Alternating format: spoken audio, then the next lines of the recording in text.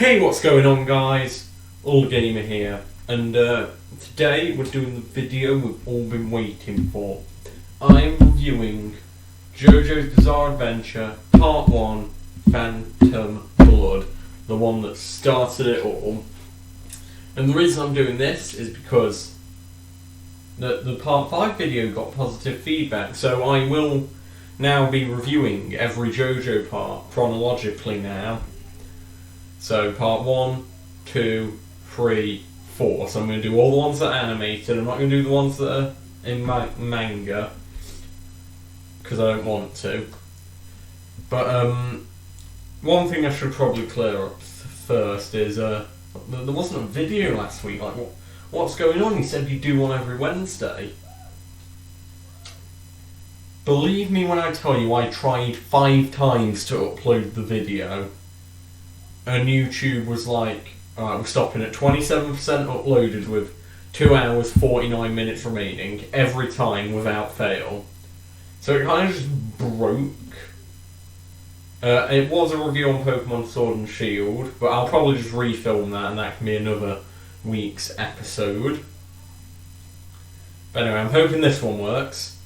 If you're seeing it, obviously it has. So yeah, we're going to be reviewing Part 1. Which is Phantom Blood.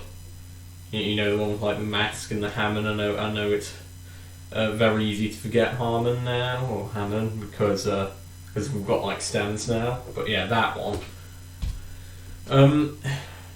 One thing I'll say first, I made the stupid mistake going into rewatching this thinking, it's going to be a bit boring. It's like the first one. They never get it perfect on the first one. Like it's going to be boring. Oh my god, I am hilarious. Yeah, this, despite it being the first part and only 9 episodes long, is just as enthralling as all the other JoJo's. So don't skip this one, don't put this lower on the list. It was amazing. Not S tier, I don't think.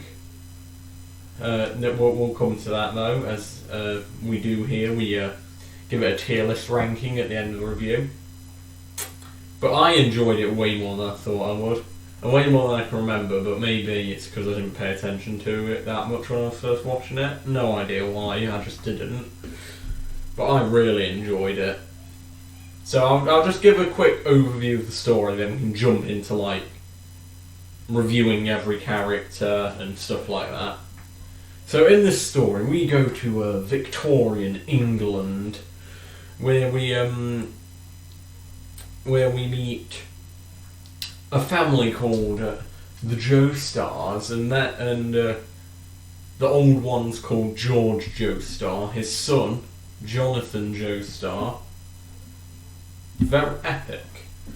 And basically there's this other kid called Dio Brando who is basically a bully and really, really mean. And Dio finds a stone mask that Jonathan's mum somehow acquired, uses it and turns himself into a vampire, and then destroys the entire Joestar mansion. Then Jonathan meets this crazy character called Baron Zeppeli, who teaches him the ways of Hammond, which is a way of channeling the sunlight through rhythmic breathing. It sounds really weird, but if you watch it, it's great. I'm pretty sure this is on Netflix, so go for it. They're only 9 20-minute episodes. It's a fun weekend activity. And then it's basically Dio versus Jonathan for the rest of the episodes. Yeah, despite the simplicity of the plot, it is a very, very good story. And I think we're just going to jump straight into my thoughts, starting with the main character, the JoJo of this part, Jonathan Joestar. And here he is, the one that started it all, Jonathan Joestar. So he's the first JoJo. We see him as a baby, a 14-year-old, and a 20-year-old. I'm just trying to go through, like, channel the thoughts in my head into words.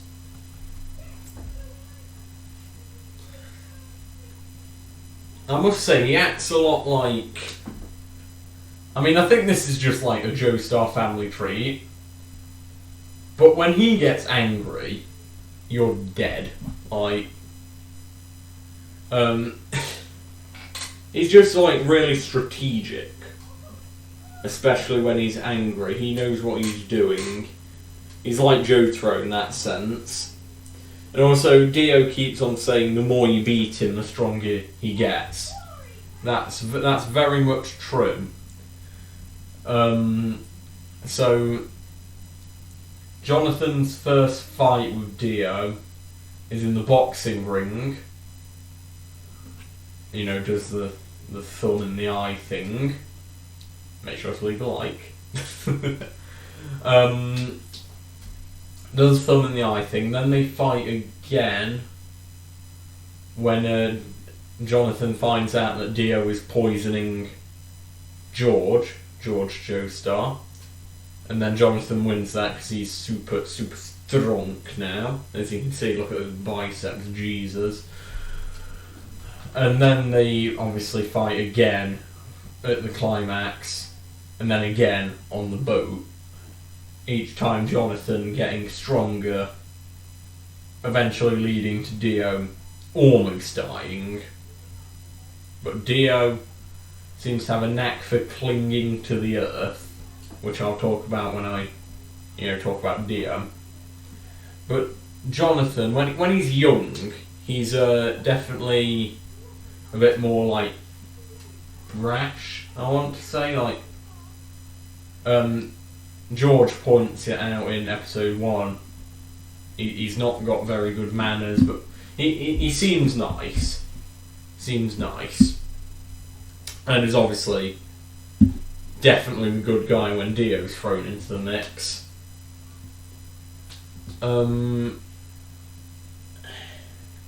What is interesting is when Jonathan and Dio go to, I want to say, university. So Jonathan is studying archaeology, and he's like actually studying the stone mask, which has always been there. And during his first fight with Dio when they were younger, they actually got it to activate because somehow they got blood on the mask, and it did it like jumped off the wall with the spikes. So he was studying that. That's interesting. He was actually like studying the mask, trying to figure out what it did. Then obviously Dio showed him.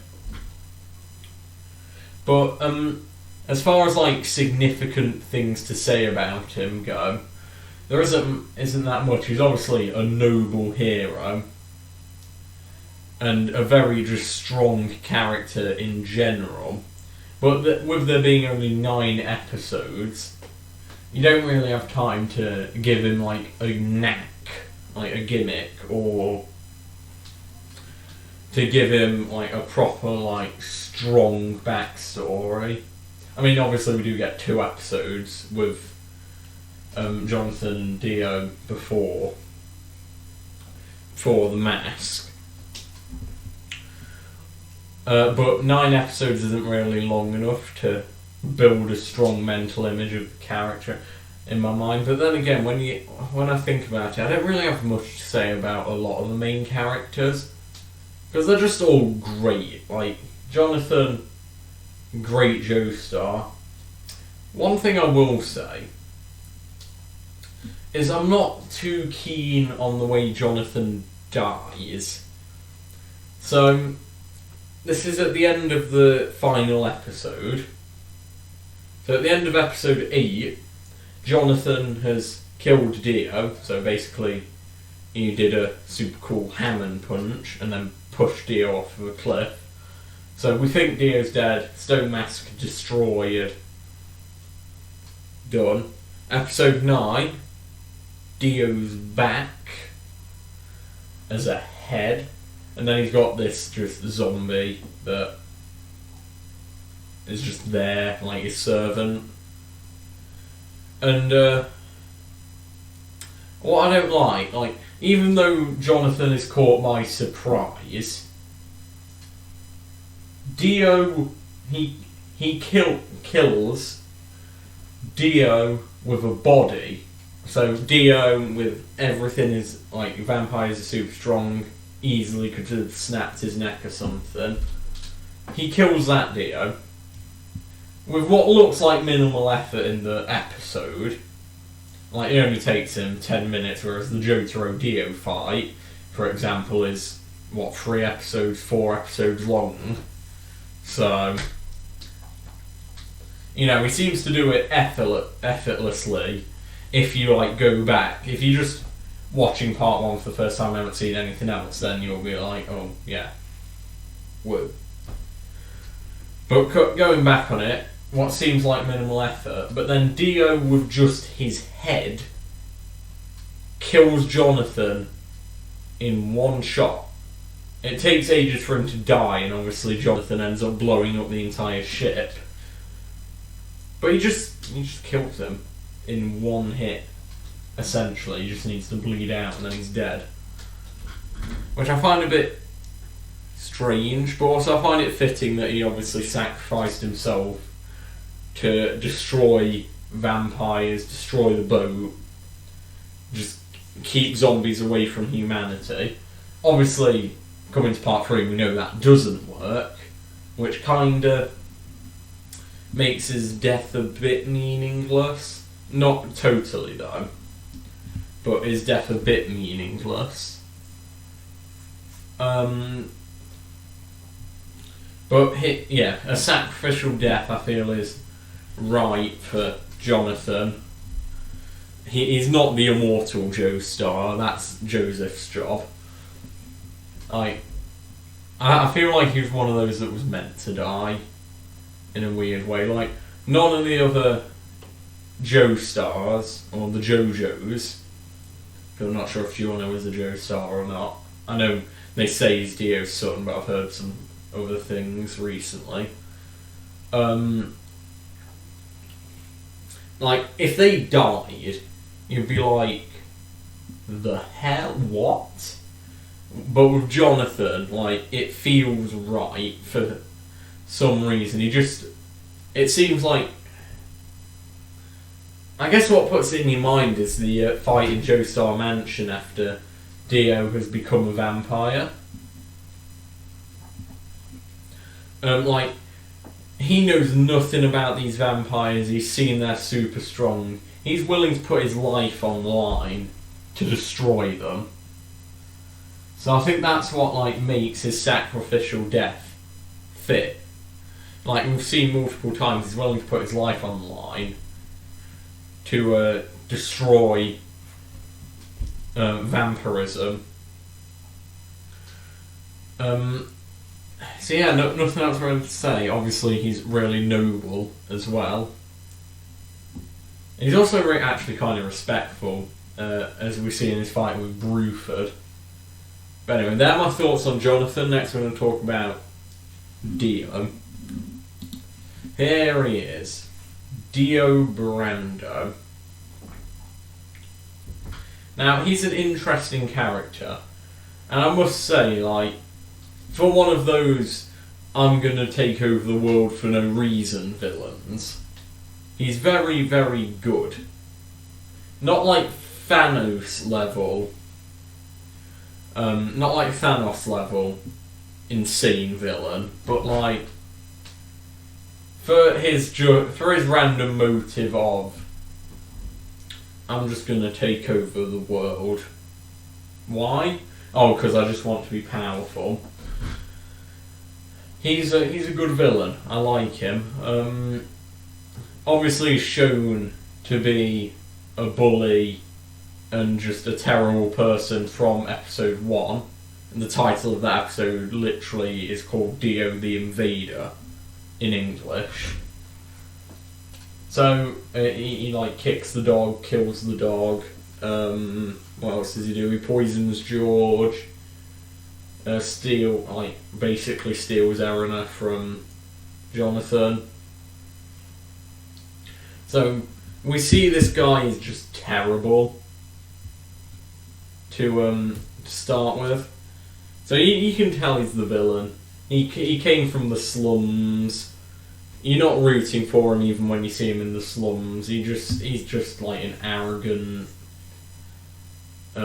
just an arrogant bully, I suppose.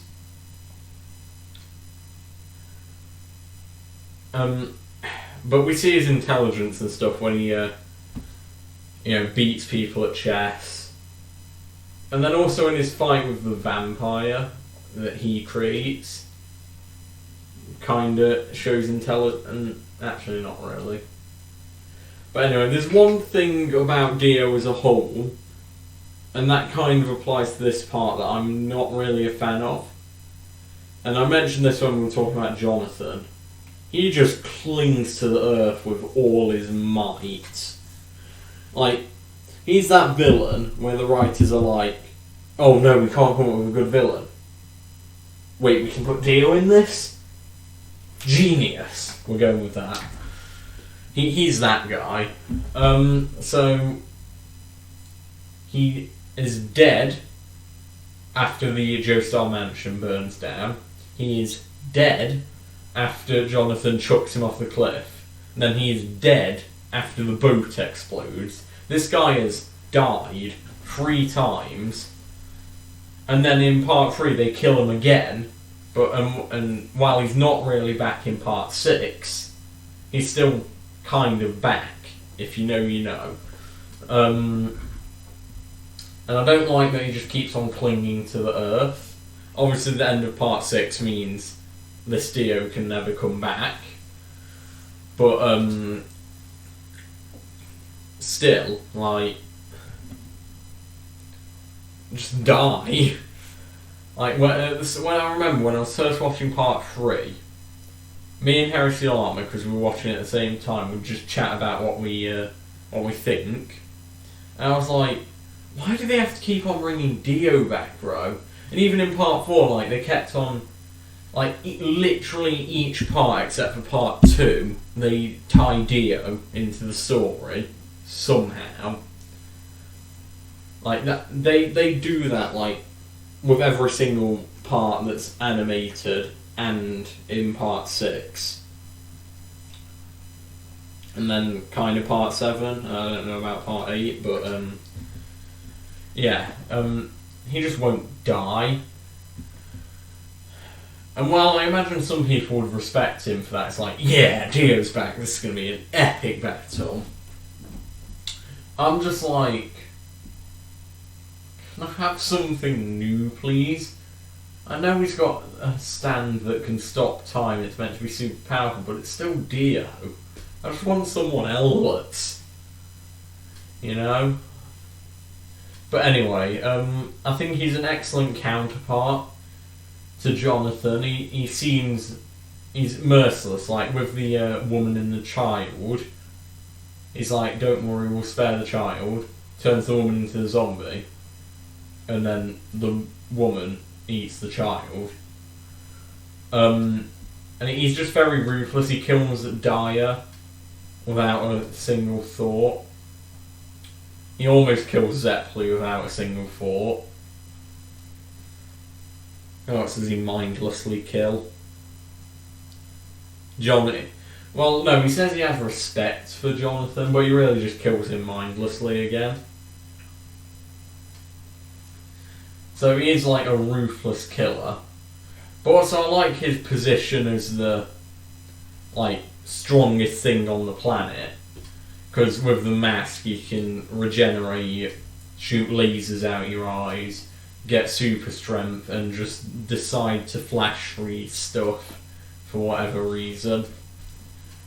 And being the arrogant bully that he was in episode 1 and 2, I like him in this role because he embodies this role. He takes it up and he's like, I'm the pinnacle of mankind or something, or the pinnacle of life. when he's introducing Bruford and Tarkus. So I think that position as like that type of villain, he's good at being that type of villain.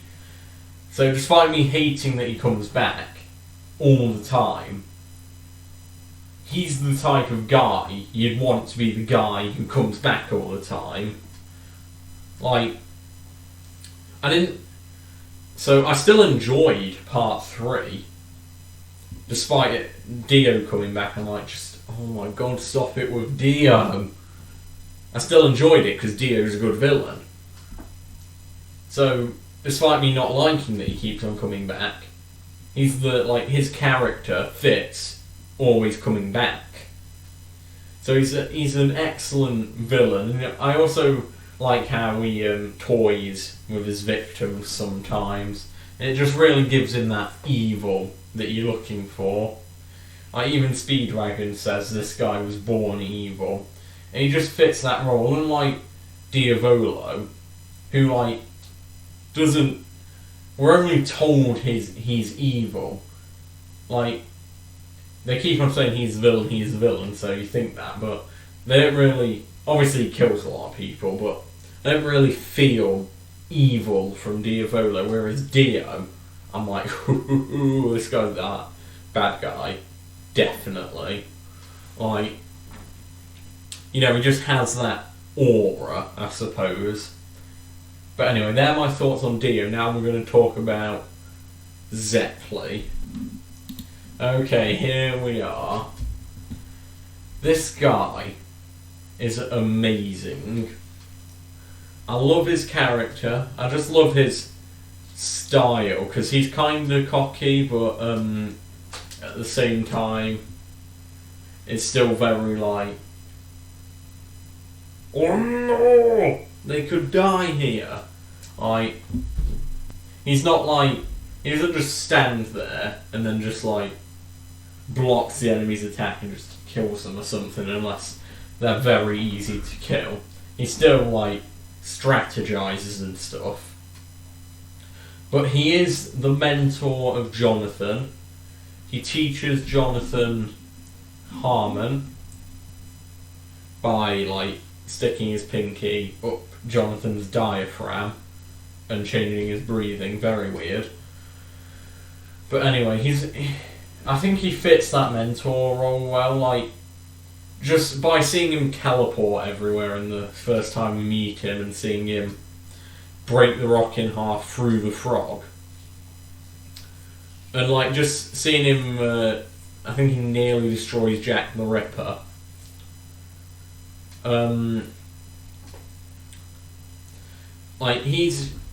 He just fits that mentor role, just like Jotaro does. Obviously, since there wasn't a part before, we can't see what he's been through. But you can tell he's experienced, just like Jotaro, because we've seen part 3 and we know what he's been through. We know he's a veteran.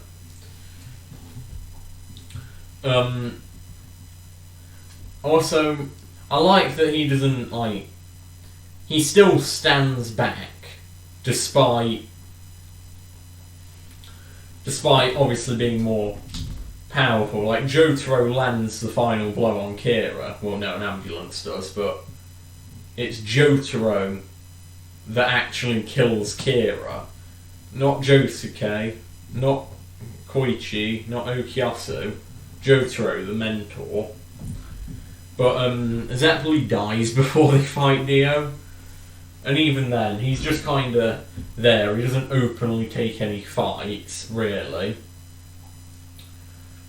I must say his death, I think, is fitting as well. So, Tarkus kills him in the, I think it's called the Arena of Two Dragons. And then he just gives all his life energy to JoJo and is like, I've taught you all I can. Take this power, and he just empowers the main character, and that's part of what makes Jonathan able to kill Dio. But also Jonathan's just spirit in general helps him kill Dio. But anyway, I like that he also doesn't deal any major damage to Tarkus. he just kind of dies, which makes Jonathan really angry, and then he kills Tarkus. But yeah, like I've said, I like his more backseat role instead of a more like actionary role, which is why I like Jotaro in part 4. It's kind of like, hey, it's that guy, but he doesn't show up that often for combat. Obviously, like I said, he does kill Kira, but anyway, he doesn't show up that often for combat. And I just think he's a good character. I like his weird quirks, like when he says, like, yeah, baby, or something. Like, very weird, but I like him. His backstory's cool as well, like the fact he knew how he was going to die and accepted it, and he's like... Also, the fact that he met the mask and he's hunting it down is also, like, really cool. And yeah, I just like his whole backstory of, I left my family to hunt down the mask, save humanity. Oh, what, I'm going to die horrifically? Hey, I'm going to destroy the mask, so, yeah, sure, we'll carry on. And, like, even when it gets to the point of his death, like, he's heard the prophecy from Tom Petty, walks into the chamber, accepts he's going to die, goes in anyway and tries to kill Tarkus, and then gives Jonathan all of his power. So I'd say he's very epic. I like his introduction as well. He's just kind of sat there with a sandwich and just keeps on teleporting around. Very cool. Anyway, yeah, so that's Zeppeli. Now I'm going to talk about the man, the myth, the legend, Speedwagon. Here he is, Speedwagon, wearing the wrong hat. That's Zeppeli's hat, but anyway. So we first meet Speedwagon in the slums of London when Jonathan's looking for Asian medicine so he can identify a poison, and he does the spinny hat thing, which is very weird. Think like he started in the slums and then becomes an oil baron in part 2. Bit crazy, but there you go. I do like his side role. He is kind of just there for comic relief almost, but then he also does heal Zeppeli after Zeppeli's arm's been flash frozen by Dio. And he does also have that noble spirit of Jonathan. What gives him that noble spirit is Jonathan. Like he's inspired by Jonathan's way of combat, because when they fight in the slums, Jonathan doesn't fight to kill, he fights to basically disarm. He doesn't actually harm any of Speedwagon's friends in that slum fight. So he's inspired by Jonathan's way. And he's also inspired by Zeppeli's. When Zeppeli dies, obviously he takes the hat to remember him. Yeah, I really like him, again, as a character. I also find it funny that, like, he begs Zeppeli to teach him Hammer, and then Zeppeli goes to do the Pink King and misses and just wins him. Which means to, like, just take all the air out of him. Which is quite funny. Like, that kind of shows, yeah, this guy's a side character, he's not going to kill anyone. He's just there, you know? Like, I just like the fact that they took, like, just a random enemy from the early parts of the show and made him a main character. He's kind of, like, there to represent the humans, like, to see how a human would react to all of this that's going on in the background, because as the narrator, or Erina says, I'm not entirely sure, Arena, even, I don't know, Jonathan's story will never be known to anyone apart from his descendants, because the reason he's successful is because he shuts it down before humanity hears about it. So, yeah, he's there to show how humans would react to it, how normal humans would react to it. And like I said, he doesn't actually do any combat except for attempting to fight a zombie with a sledgehammer or something. Yeah, I don't really have much to say on him because, again, I'm going off of 9 episodes here. I think part 2's like 20, so I'll definitely have more to say when I do part 2.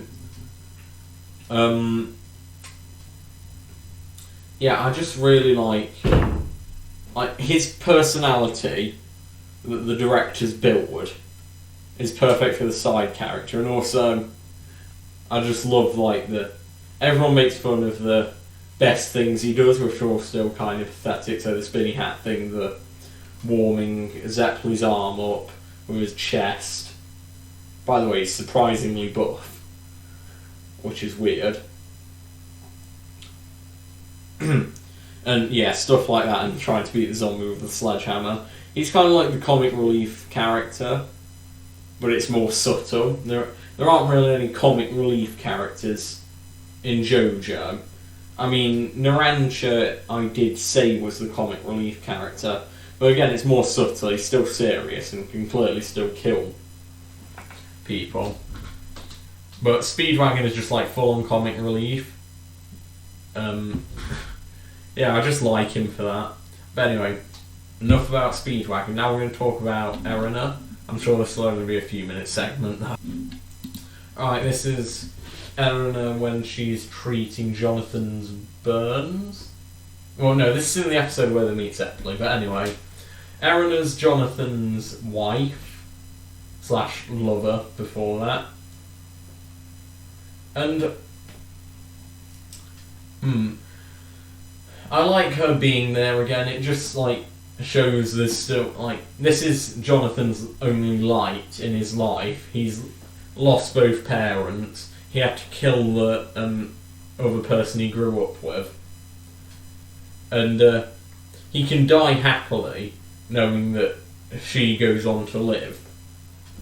And she's just always there for him. So when Dia has basically sent Jonathan into depression because he basically ruins Jonathan's life, Erina's there. They have a great time together, and it's just nice to see love always pulls through, that type of thing. And it's just very sweet to see a young Jonathan hanging out with Erina, doing a bunch of stuff. I think they go to a carnival. Jonathan does the carving on the tree. Erina brings Jonathan some grapes randomly with the handkerchief from when she was attacked by some boys and Jonathan tried to help. And yeah, I just like the little cute relationship they have, and obviously they marry at the end after that. You think it's a happy ending. And then she takes the baby, raises George Joestar II, and kind of raises Lisa, but Streso does it. But yeah, I just like her female lead role, because there aren't many females in JoJo Part 1. There's Erina, Poco's sister, and then that woman who turns into the zombie and eats the baby. And also I suppose there's Dario's wife, but she's basically not in it at all. So yeah, she's kind of like the main female. I like the way they do it. I know I said in Part 5 I don't like it when the women are the damsels in distress all the time, but she's never really a damsel in distress. When she's attacked by those boys and Jonathan goes to save her, that's well, yeah, I'd do that if someone was being beaten up.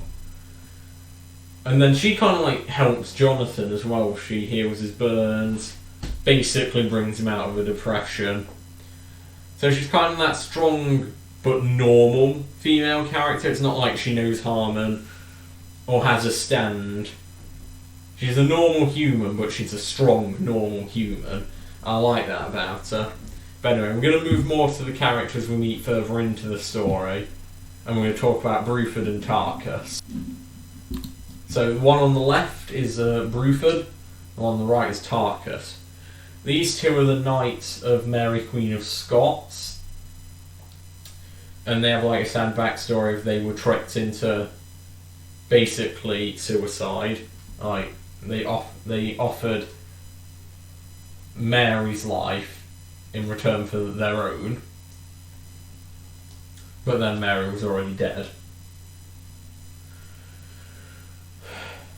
And so Bruford has like crazy hair and a sword and stuff called Luck or Pluck, I don't know, but he's the one you can respect. Basically, he dies, like, he says thank you to Jonathan for freeing him when he's killed.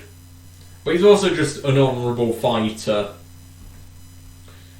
Like, even when he's a zombie, he doesn't, like, put Jonathan in an area, like, he doesn't lock him in chains where, like, so Tarkus puts Jonathan in the arena of two dragons, but Tarkus is like 7 foot tall, and he can just pull the chain and lift Jonathan into the air, and Jonathan can't do anything.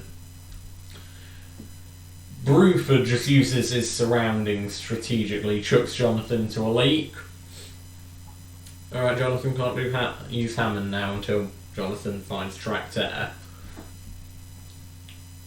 So yeah, he's the more respectable one. He gives Jonathan the sword that he kind of kills Dio with, but not really. But it definitely helps in the fight against Dio. And I like him, he's the respectable one. Tarkus, however... Yeah, I kind of just hate him.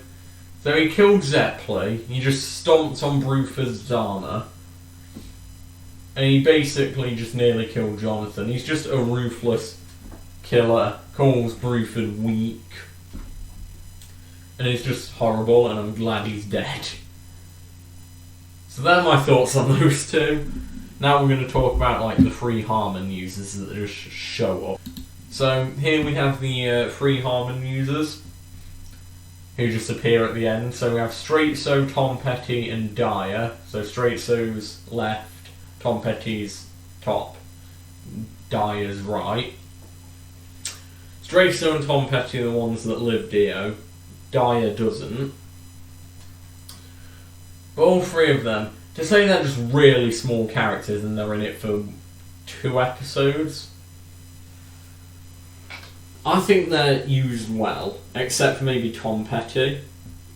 So Dyer, he's like Zeppeli's friend, they went through the training together, he has this Thunder Cross split attack, which is really cool. But he's also like the, alright, we're going to kill this character to show how powerful Dio is, or the main villain is. So Dyer goes for the Thunder Cross split attack, which Straight So said no one has ever dodged. And Dio flash freezes him, crushes his body. Then even then, Dyer throws a rose into Dio's eye and says, "Rose thorns filled with Hammond are gonna sting you a little." Which I think, like, he's not sad, he's gone. He's just like, hey, I stabbed him in the eye, and I did a pretty good job there, and dies. Which is a really weird death, but it's great at the same time. Very interesting. Yeah, that's really all about Dyer. Tom Petty, I think my least favourite of the three. So we hear about how he trained Zeppeli. Keep in mind, like, Harmon stops you, like, aging physically. So this guy's probably 200. So he's definitely been through it all. And, like, he's the master. He controls all these people. He's, like, the guy. does literally nothing, but he like exclaims how powerful Dio is, which kind of also verifies his strength. But yeah, Tom Petty isn't really there.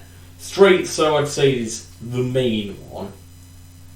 And what I like about him is when they go into Dio's like chamber, we get introduced to some zombies with names. And if they're named, you know they're going to be strong because they've got a name. And then Stracer just jumps up and kicks a chandelier and then just kills them all instantly. So it's kind of like, whoa. That guy's pretty cool, I like him. And yeah, he's kind of there. He sees Jonathan and Aaron off, but I really just like that moment of him showing how cool he is and powerful. And that kind of comes back later when he turns himself into a vampire in part 2, like, oh, he was like kind of strong. Good luck, Joseph. But yeah, I can't really say much about these three because they're only in it for 2 episodes. So yeah, that's it. They're my thoughts on Phantom Blood. Much shorter episode since there are only 9 episodes of part 1. But yeah, I hope you guys enjoyed listening to my thoughts on part 1. Next week's video, we will be reviewing Super Mario Odyssey, I hope. And next JoJo video, part 2, will hopefully come out in 2 or 3 weeks. And I'm hoping, fingers crossed, might change. We're going to be doing it with Heresy Llama, which is going to be pretty cool.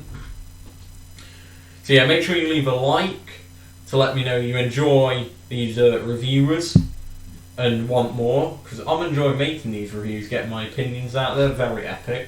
Make sure you subscribe, ring the bell, so you get notified when I release all these new videos. I release them every Wednesday, just so we're clear. Also, make sure you go and check out my Twitch. I stream Mario and Pokemon. I'm a Mario speedrunner. We have loads of fun on there. I stream every Tuesday, Thursday, Saturday and Sunday. So yeah, make sure you go and check that out. That will be linked in the description. Anyway, yeah, I hope you guys enjoyed. And I'll see you guys next Wednesday. Bye.